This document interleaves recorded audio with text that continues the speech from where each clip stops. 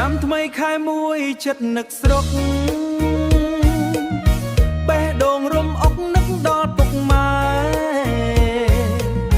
សង្ឃឹមឆ្នាំនឹងថាបានជួបស្នេហ៍បែកអូនច្រើនខែសុខអូនច្រើនខែសុខទុកយ៉ាងណាហើយថ្លៃ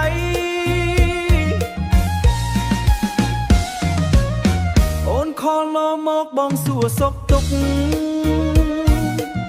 ឆ្នាំនឹងមកស្រុកឬយ៉ាងណាបងថាខែ4ទៅហើយជីវ៉ា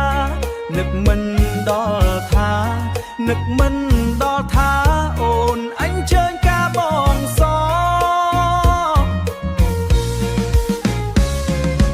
អូយចុកទ្រូងទឹកភ្នែកហូររមៀលស្រង់ពេលឮសំដីអូនថាការប្តីខែ4ចូលឆ្នាំនឹង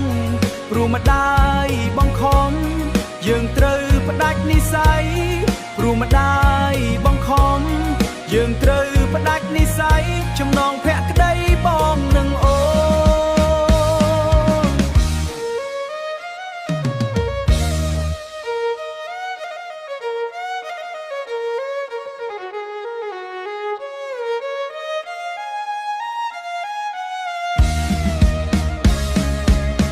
ខែបូនចូលឆ្នាំគេសប្បា